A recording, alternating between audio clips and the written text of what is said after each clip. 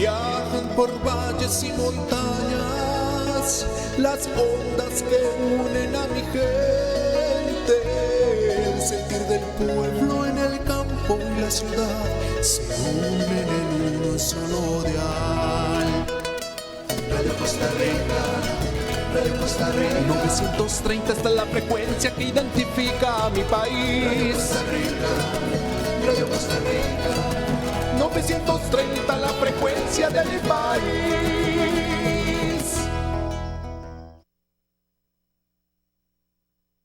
Hola, ¿qué tal? ¿Cómo están, amigos de 930 AM Radio Costa Rica? Soy el Life Coach José Antonio Tabora con este nuevo programa Oficina Jurídica Virtual, donde estaremos tratando temas de interés de toda la sociedad costarricense, entrevistas, comentarios acerca de situaciones que estamos viviendo de lunes a viernes de 1 a 2 de la tarde, hora Centroamérica, Oficina Jurídica Virtual con temas de actualidad socioeconómica de Costa Rica y el mundo.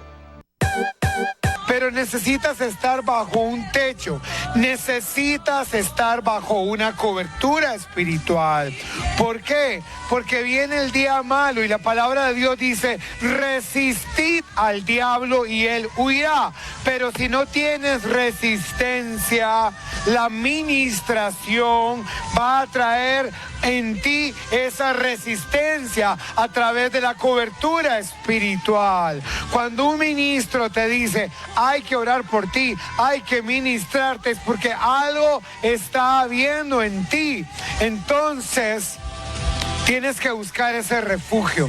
El refugio es el techo, es la cobertura. Necesitas tener una cobertura espiritual para que venga la gloria de Dios.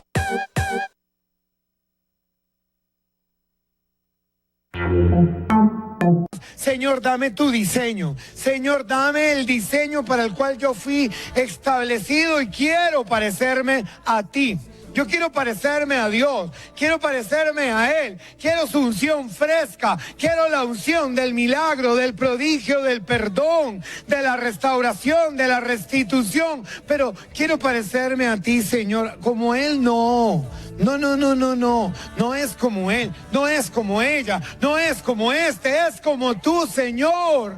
Ayúdame, diga, quiero parecerme a ti, dame de tu gracia, Señor, que cuando la gente me vea a ti en mí, Señor Jesús.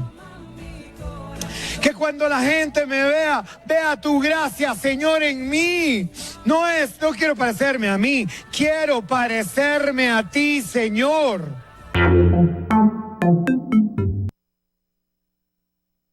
Life Coach José Antonio Tabora desde las instalaciones de Radio 930 AM Radio Costa Rica, y hoy tengo un invitado muy pero muy especial en Oficina Jurídica Virtual.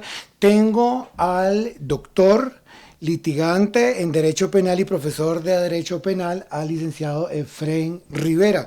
¿Cómo está, licenciado? Un placer de saludarlo nuevamente, don José. Qué dicha. Sí, qué dicha volverlo a ver, ¿verdad? Hace como 3 meses fue que lo vi por primera vez. Sí, sí, bueno, y esta pandemia que está ahorita con controversia, todo el mundo está como nervioso. ¿Cómo le está yendo a usted?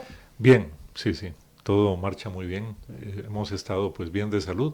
Esperemos que no haya ningún problema y deseándole lo mejor pues al resto del país. Sí, bueno, hoy es un día muy especial porque, bueno, primero porque lo tenemos como invitado, Muchas ¿verdad? Gracias. Y sabemos que usted es una persona muy ocupada, pero queremos hablar de un tema un poco delicado, ¿verdad? Que todo el mundo quiere escuchar, pero no todos tienen el conocimiento, ¿verdad? Como para poder responder. Quiero hablar hoy un poco sobre el narcotráfico, ¿verdad? Que es un tema que todos quieren escuchar, les da un poco de nervio, ¿verdad? Hablar sobre estos temas, pero tenemos una persona conocida en el país, ¿verdad? Yo les quiero recordar que don Efren Rivera era presentador de noticias de NC4 hace muchos años.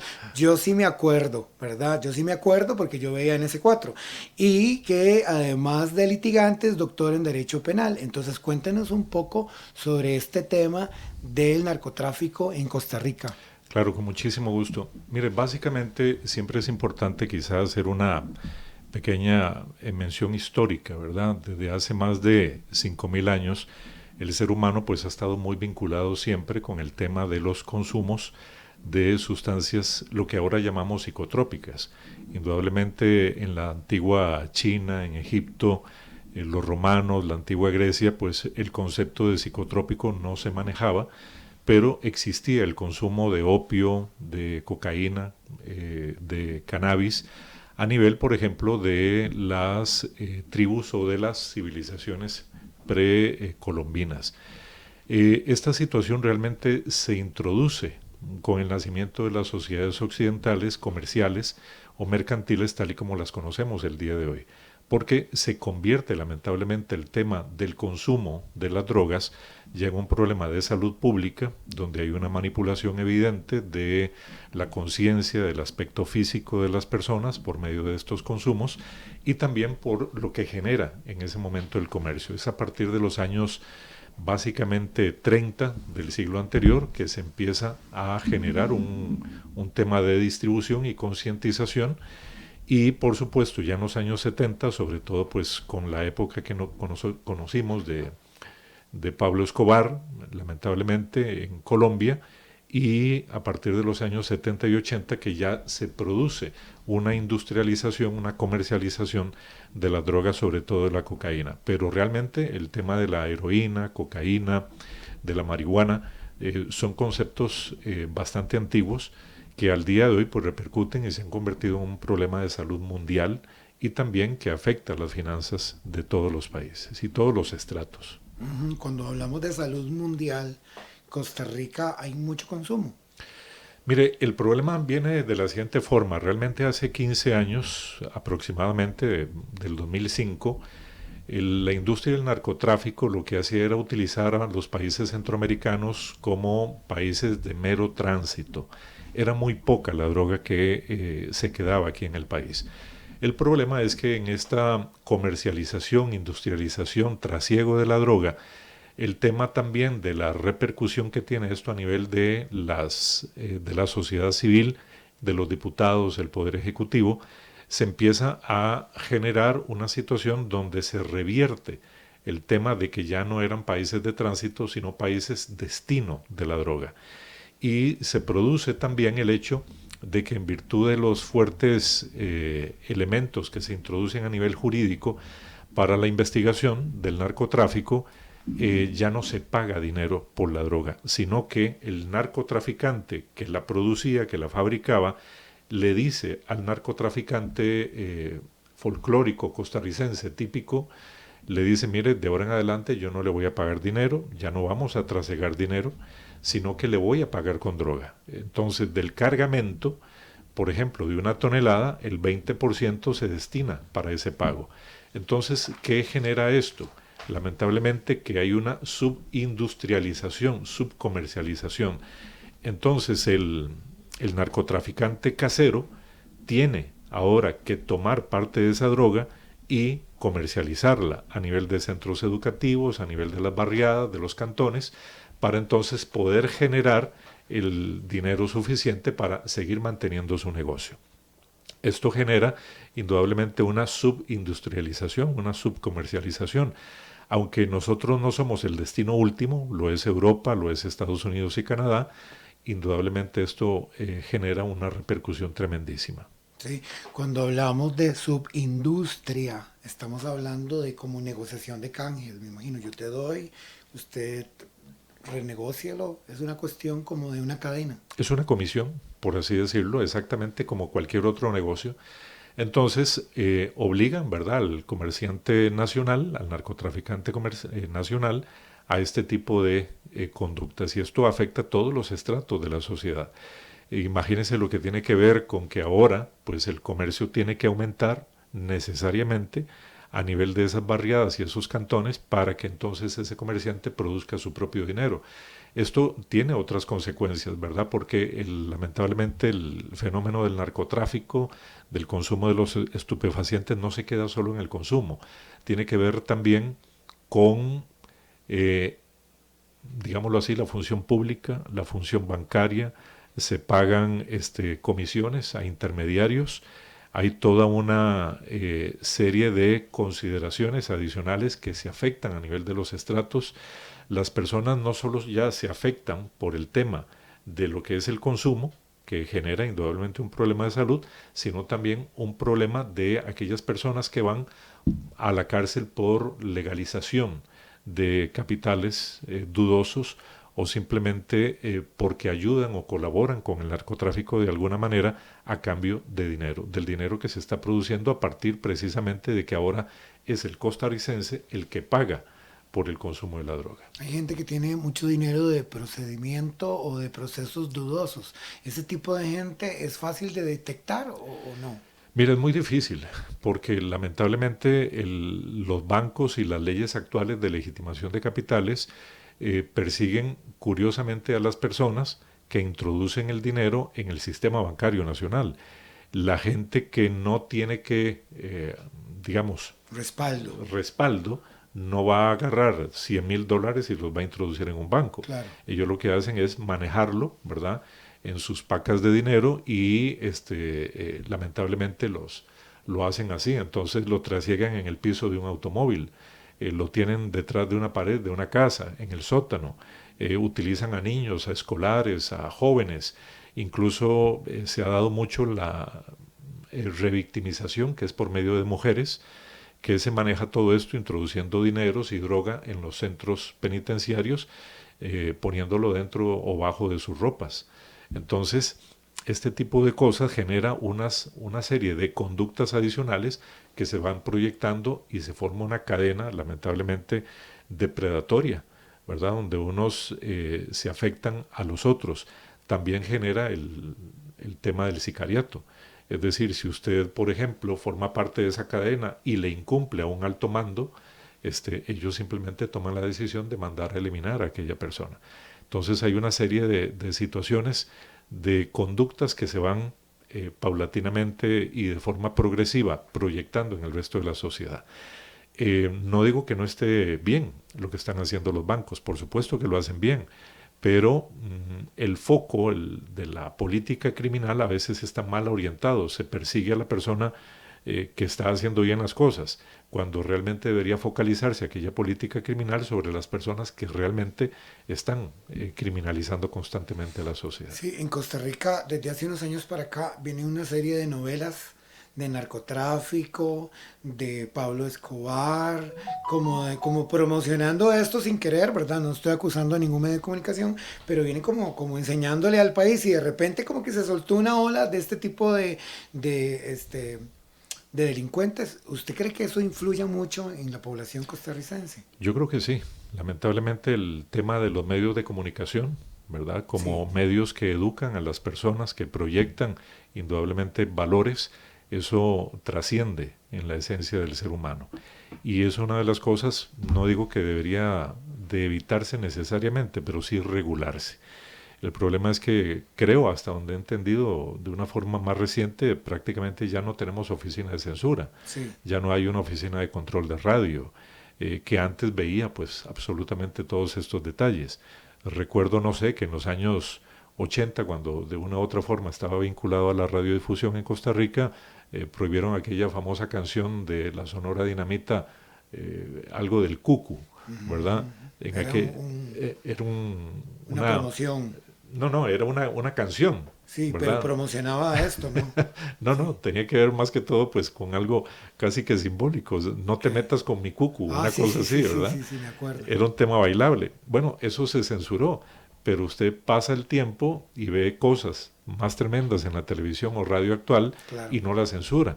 Claro, hoy también hay mucha libertad. Las personas se pueden nutrir de muchísimas plataformas informáticas donde no hay absolutamente ningún tipo de censura, desde lo más noble y loable hasta lo peor que se puede explotar en ese negocio, ¿verdad? Sí, yo quiero hacerle una pregunta sobre, ¿qué piensa usted sobre las leyes en Costa Rica acerca del narcotráfico?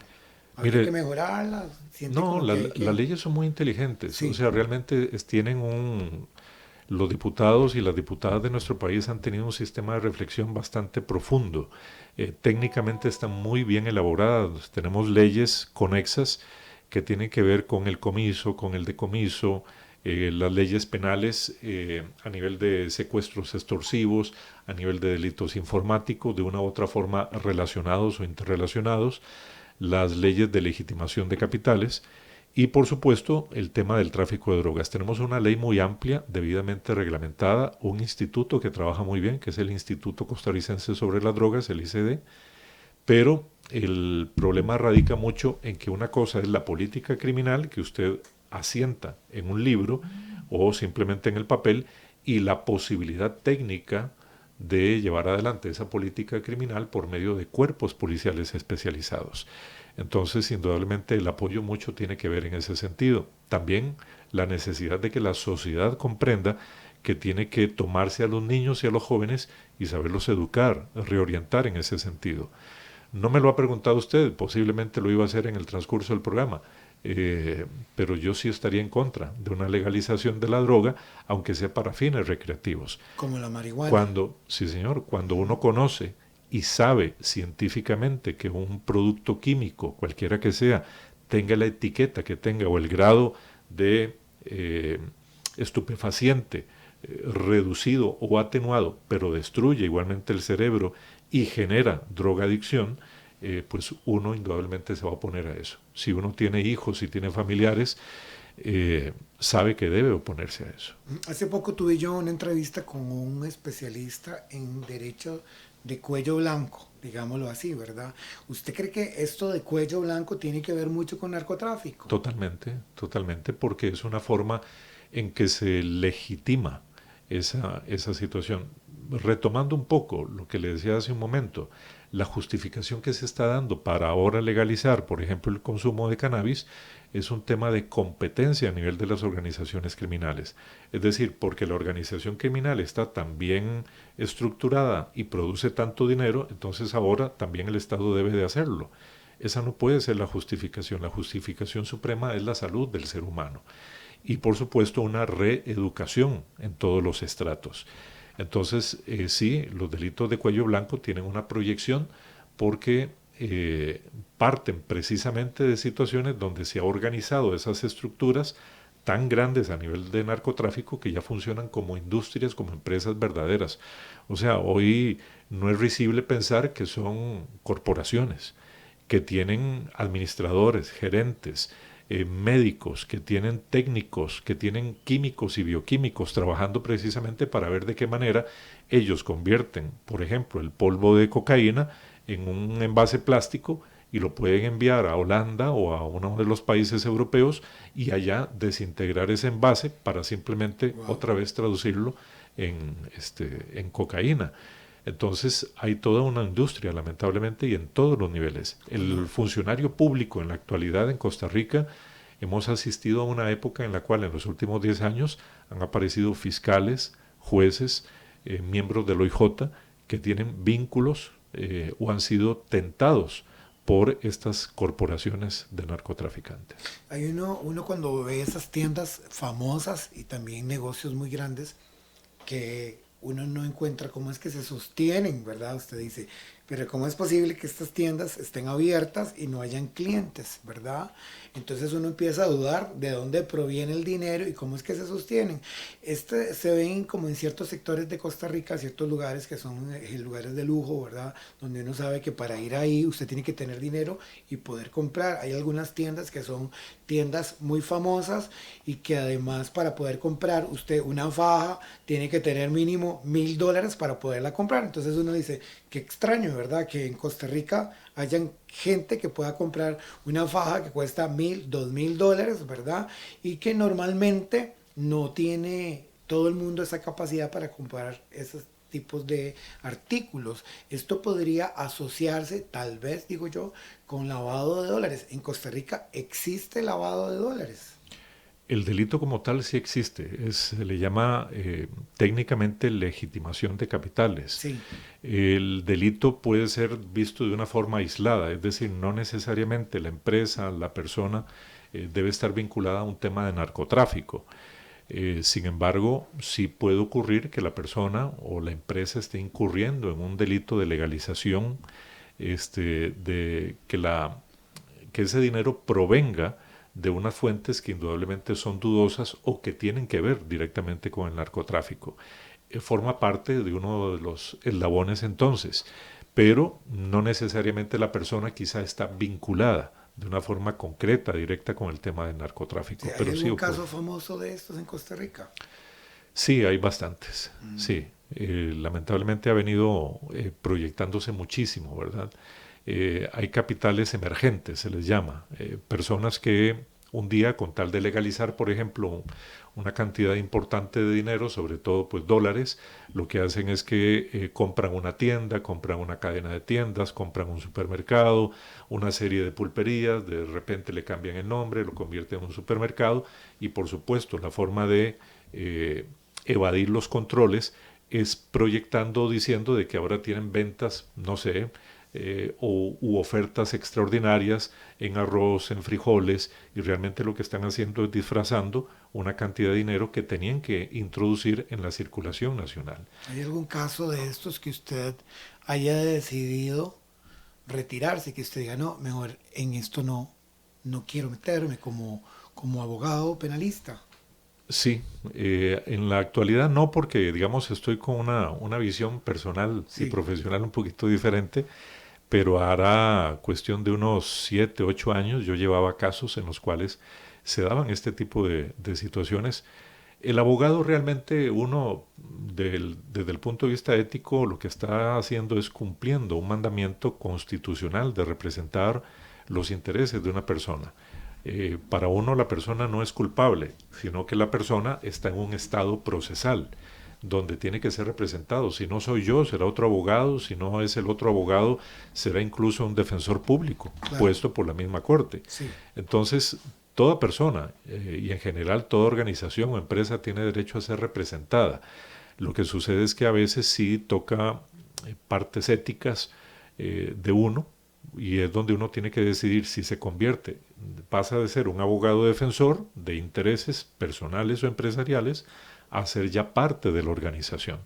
Si uno se convierte en un administrador, en un mandadero o en una persona que debe llevar adelante todo lo que esa organización representa, éticamente está vulnerando su mandamiento supremo, que es la defensa de los intereses procesales de las personas o las empresas, no hacer lo que las personas o las empresas eventualmente cuestionadas han estado haciendo. En cuanto al escenario, usted ve un escenario en Costa Rica, ¿verdad? De todos estos procesos legales y de la participación de personajes públicos, gente de gobierno, gente que uno ya duda, ¿verdad? Por la reputación, por la mala fama, porque fue diputado, porque fue ministro, porque fue juez, porque entonces uno empieza como a dudar. Usted como un representante del derecho en Costa Rica, usted también tiene dudas de algunas personas. Usted dice, sí, es que dudo de esto, mejor no me meto en esto porque yo también dudo. Hace muchos años un artista nacional decía que Costa Rica era un pañuelo, donde una mitad se sonaba a la otra mitad. Sí. Era un chiste de la época. Costa Rica es un país pequeño, la mayor parte de la gente conoce a la mayor parte de la gente, y ante este tipo de situaciones sí se debe observar pues mucha cautela, mucho cuidado. Claro. A veces una persona sin querer se reúne con otra en un conocimiento básicamente de hacer un canje, comprar un vehículo, vender una propiedad, hacer algún tipo de negocio, y eso no lo convierte ni al que origina el negocio ni al destinatario del negocio en un narcotraficante. Claro. pero eventualmente el exceso de reuniones, el exceso de confianza sí puede llevar a eso. Y si hay personas a las cuales, pues, cuando ya existe una reiteración, a pesar de que hay un aviso, se le puede perfectamente vincular. Escuché en las noticias hace, no sé, unas semanas, acerca de un político, me parece, vinculado en algún tipo de reunión con estas personas. Yo no dudaría del político, dudaría del contenido de las reuniones. Si las reuniones fueron muchas, si hay comunicaciones, si hay una prueba que concreta y directamente le diga a uno que aquella persona está vinculada, pues entonces sí se debería de actuar. De lo contrario, me parece que a veces el costarricense también, o nuestra idiosincrasia latinoamericana, es muy tendenciosa, ¿verdad?, a generar especulaciones. Y las especulaciones pueden destruir carreras. Sí, hay gente mala, ¿verdad? En esto. Bastante. Sí, y hay gente envidiosa. También. Cuando uno hace esas reuniones, ¿verdad? Me pongo en mi caso, digamos que yo tengo que hablar con mucha gente porque tengo 2 programas de televisión, escribo para un periódico nacional, tengo un programa de radio y también escribo para la colonia italiana en Europa. Entonces a mí me toca hablar con todo el mundo, o sea, mi trabajo es ese, ¿verdad? Conversar con la gente. Entonces donde a mí me dicen, hay una fiesta, hay una reunión, yo voy porque voy a ir a conocer gente y de ahí saco mis invitados a mis programas, ¿verdad? Entonces a veces me veo involucrado con muchas personas que son personas que yo podría decir que son de dudosa procedencia, ¿verdad? Sin embargo, no las puedo juzgar, no las puedo señalar, ni las puedo apartar, ¿verdad? Pero sí hay que tener prudencia. Usted como figura pública, ¿verdad? Como un litigante, un personaje ex periodista famoso de un medio de comunicación famoso, sí, la gente lo reconoce porque estuvo en la tele, en la casa de todo el mundo todos los días. ¿Usted cómo lo logra? O sea, usted dice, mejor lo hago aquí enfrente de mi novia o pongo un testigo. ¿Cómo lo maneja usted? Creo que es un tema de tacto, ¿verdad? Sí. Básicamente de la forma en que usted dirija su vida, pero sí hay personas que les gusta vivir en el riesgo. Y hay momentos que hay que salir corriendo, ¿no? Decir, Pues sí, bueno, chao, sí, me tengo que ir ya, hasta luego. Sí, en lo personal y profesional, lo que le digo es, he tendido siempre a tener un perfil muy bajo. Sí. A pesar de eso, tal vez que usted menciona, Un realmente... perfil muy bajo usted, pero sí lo conocen, yo lo conozco. Usted lo conocía antes. Yo, sí, claro, la gente sabe quién es y dice, sí, claro, este hombre, ¿de dónde lo conozco? Así Sí. es. Pero el perfil bajo tal vez me refiero a las actividades que uno desempeñe. Sí. Si, por ejemplo, una persona que trabaja mucho en medios de comunicación acostumbra a ir a una discoteca, empieza a generar indudablemente un etiquetamiento.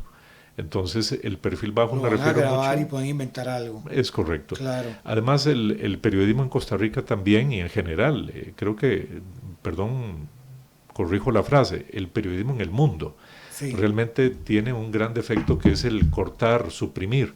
Realmente sacar de contexto algo es muy fácil, pero para eso apliquemos la siguiente frase: un texto fuera de su contexto es un pretexto. Y es un problema. Y es un problema. Sí, pues yo creo que estamos en un escenario, ¿verdad?, donde esto se da siempre porque Costa Rica es muy pequeño.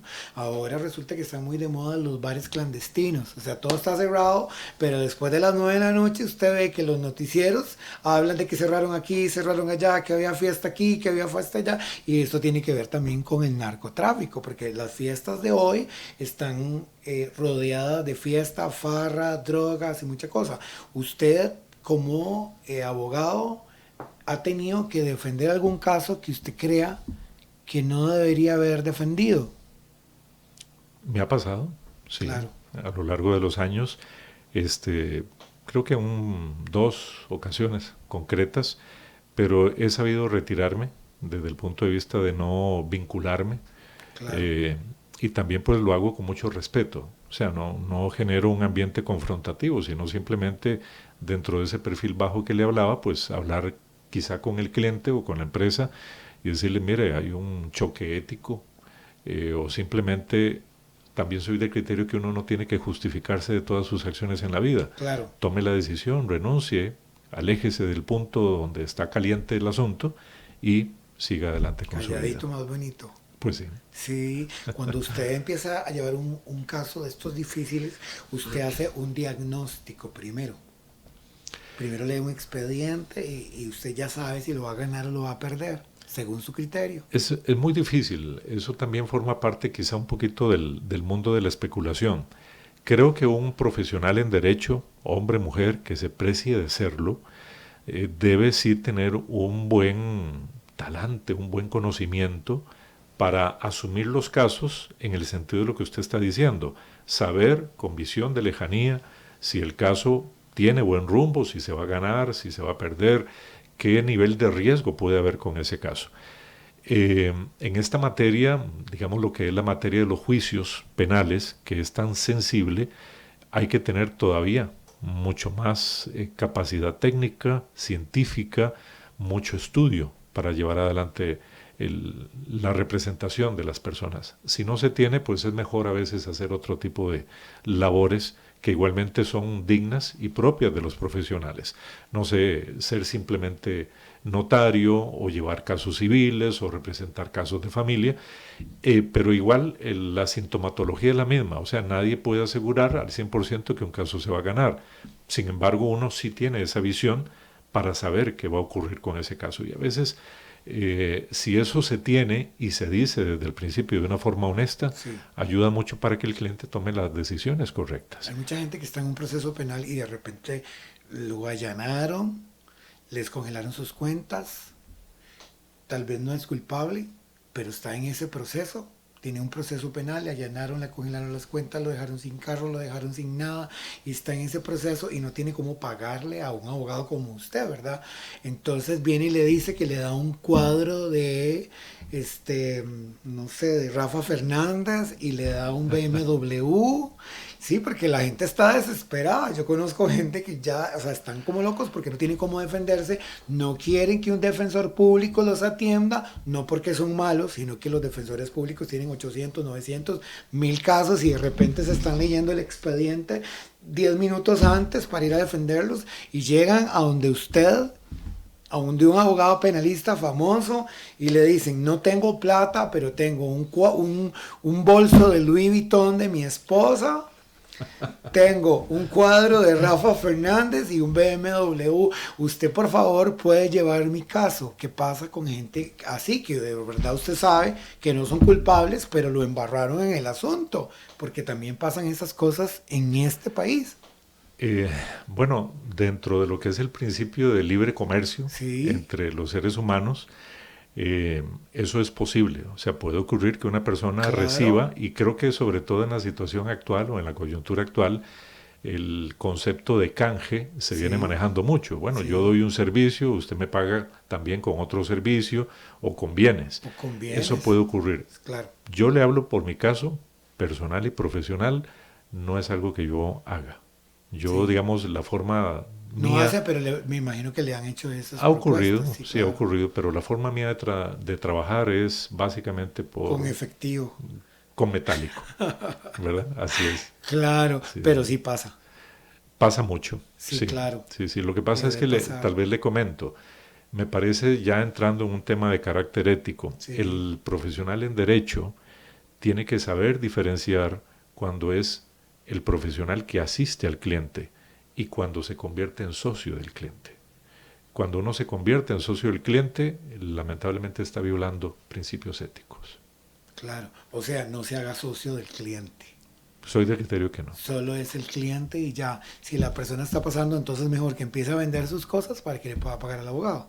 Pues podría ser así una lo forma, considero ¿verdad? yo. Sí, sí. Bueno, con eso voy a hacer un corte y ya regresamos con Oficina Jurídica Virtual del Life Coach José Antonio Tabora.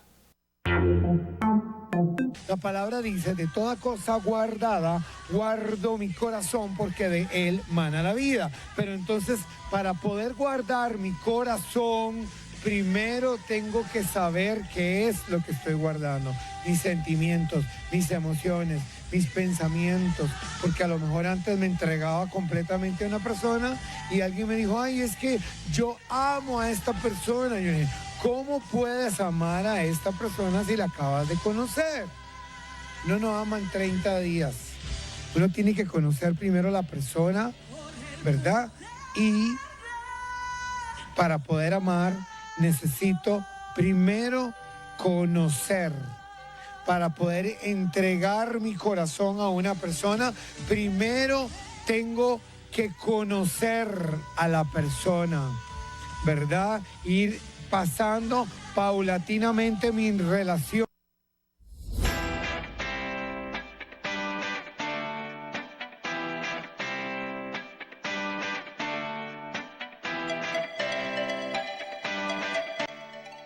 Hola, ¿qué tal? ¿Cómo están? Comunidad virtual Vive Sin Límite, Milano, Italia. ¿Cómo están? Les da la más cordial bienvenida el Life Coach José Antonio Tabora desde San José de Costa Rica, y hoy dándole la cordial bienvenida a toda la comunidad europea radicada en Costa Rica y en la comunidad italiana. Bienvenidos a este programa Sin Límite.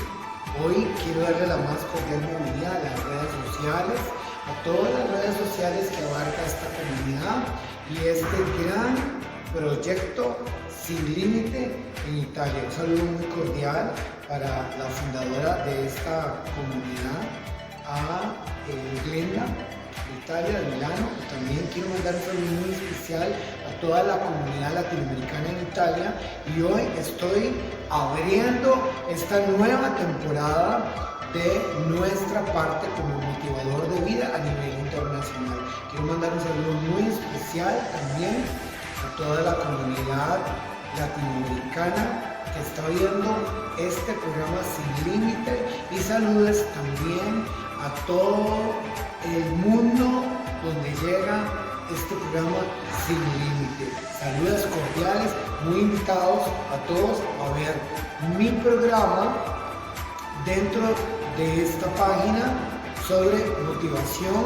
Todos los fines de semana aparecerá en esta página Sin Límite una motivación del Life Coach José Antonio Tabora. Bienvenidos.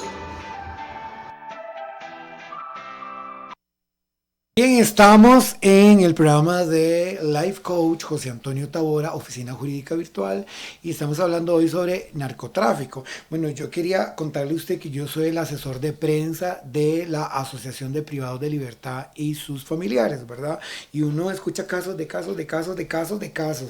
Y yo dije, qué tremendo, ¿verdad? Todo lo que sucede fuera de la cárcel con los familiares y dentro de la cárcel, las cosas que le cuentan a uno.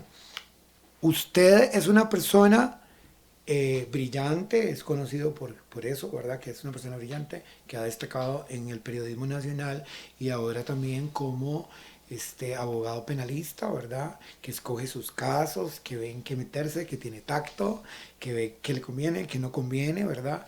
En esto de qué conviene y qué no conviene, hay gente, ¿verdad? Que de repente usted sabe que no tienen nada que ver en el asunto y que por alguna razón fueron involucrados en estas situaciones y que por alguna razón perdieron su reputación, ¿verdad? Fueron ventilados públicamente, los pasaron por toda la prensa, desde la más pequeña hasta la más grande, y a lo mejor usted como profesional piensa que no son culpables y usted dice, voy a agarrar este caso porque yo como profesional creo que Juan Pelotas no es culpable. ¿Le ha pasado eso a usted?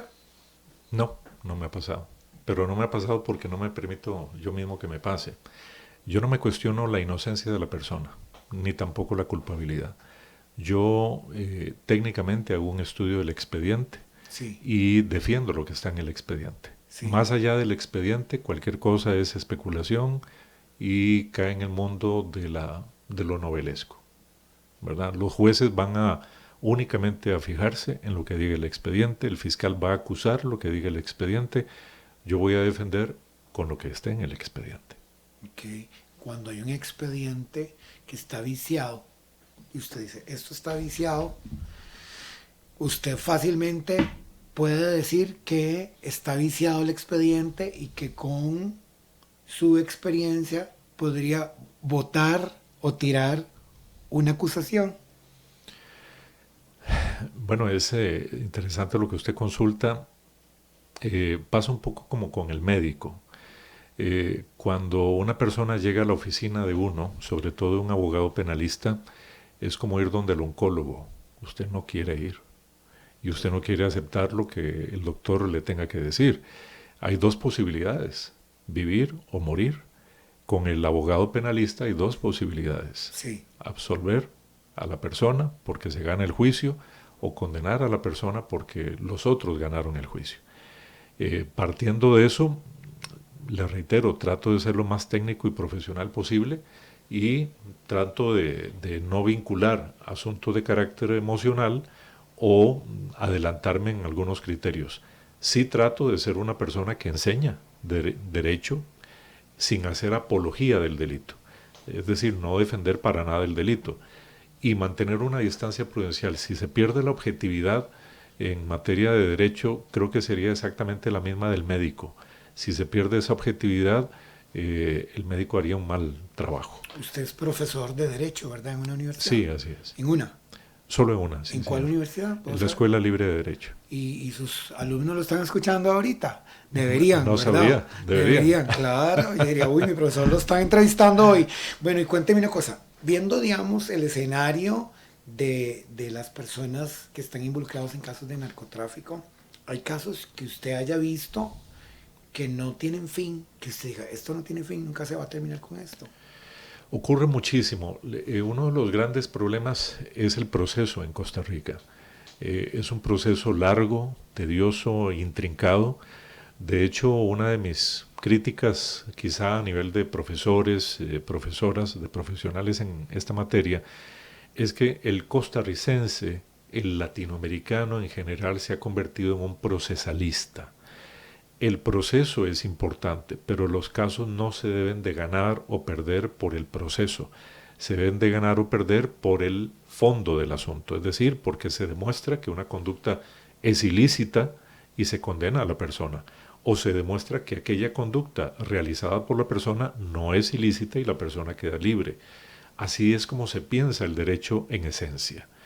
Pero el procesalista es aquella persona que sí, se sube las mangas, se da de golpes en los tribunales y trata por todos los medios, intrincadamente, de perturbar la administración de justicia, de buscar un tecnicismo para liberar a una persona o un tecnicismo para condenar a otra persona.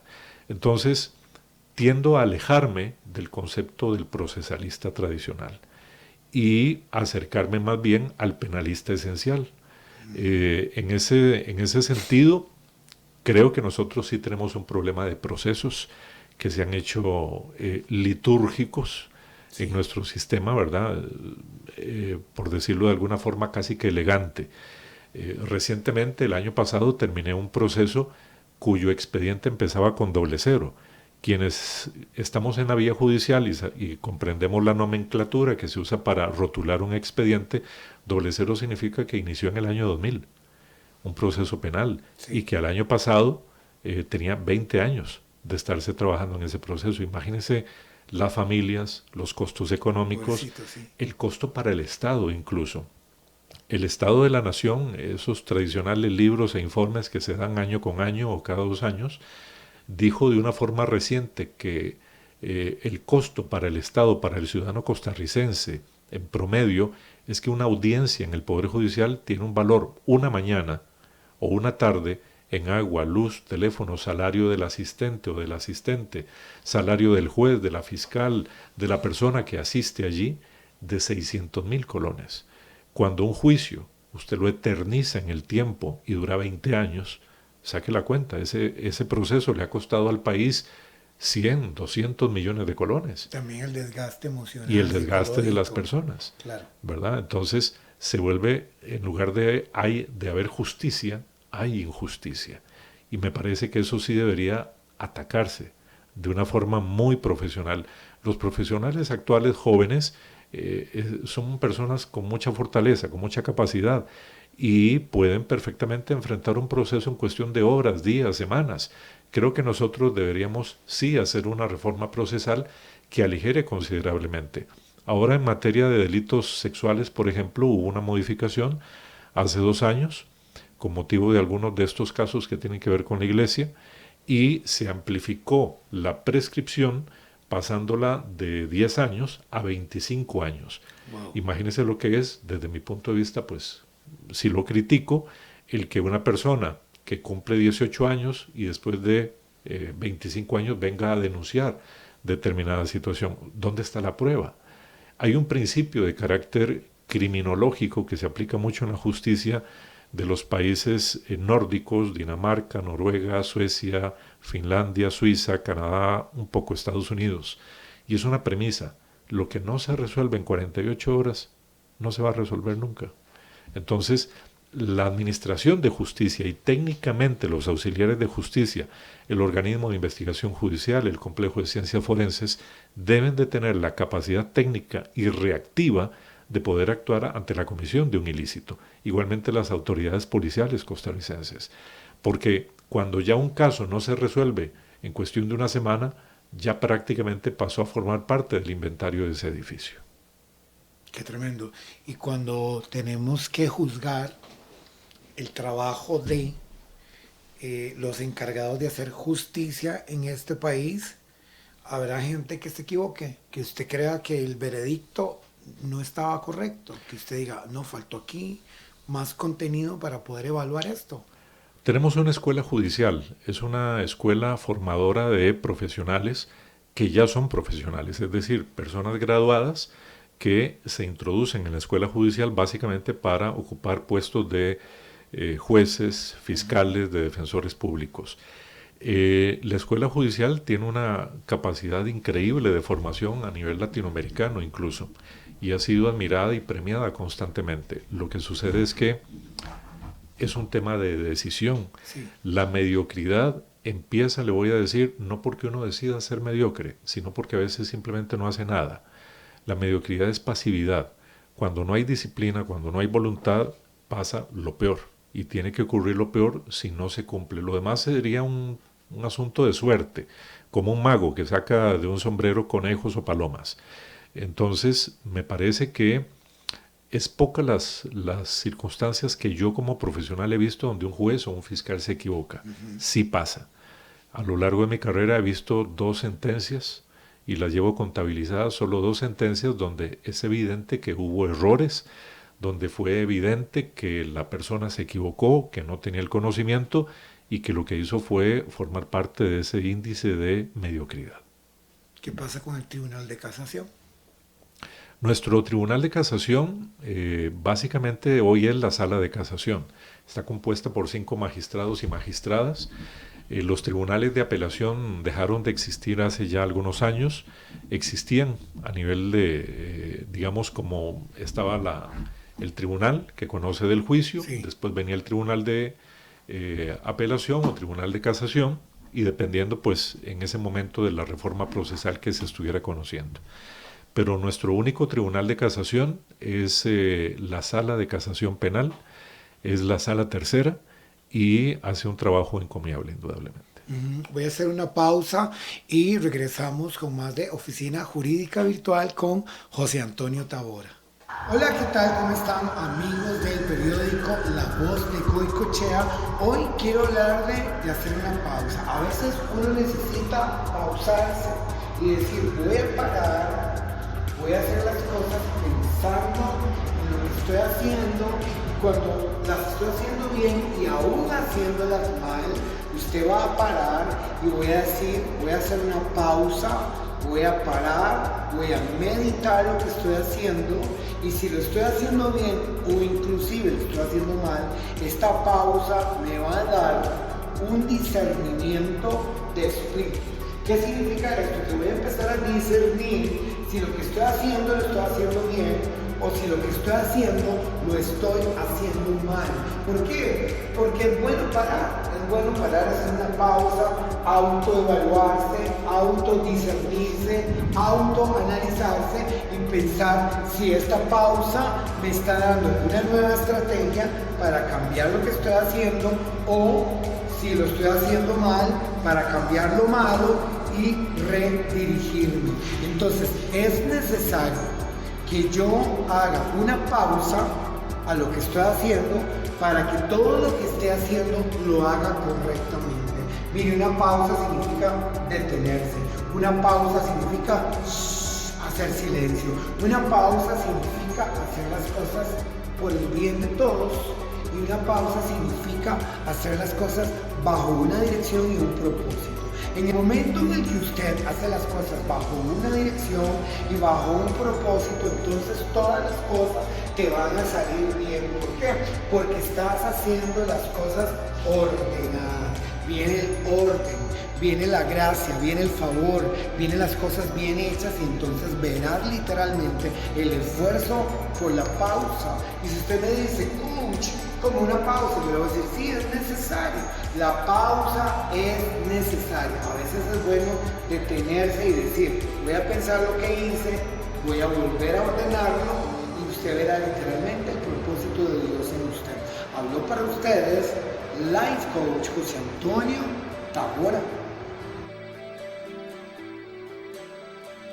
Bueno, y estamos en Oficina Jurídica Virtual del Life Coach José Antonio Tabora, y quiero mandar un saludo muy especial al periódico La Voz de Goicoechea, donde escribo mis artículos todos los viernes. Salen mis artículos motivacionales a partir del mediodía.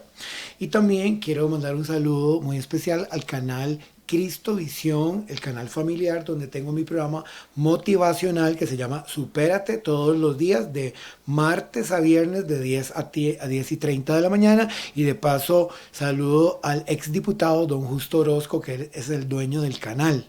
Y por otra parte quiero saludar al canal Tica Visión, el canal joven de Costa Rica, donde tengo mi programa de lunes a viernes de 7 a 8 de la mañana. Se llama Ser Mejor Persona Cada Día, donde usted puede ver y escuchar programas de motivación personal, ¿verdad?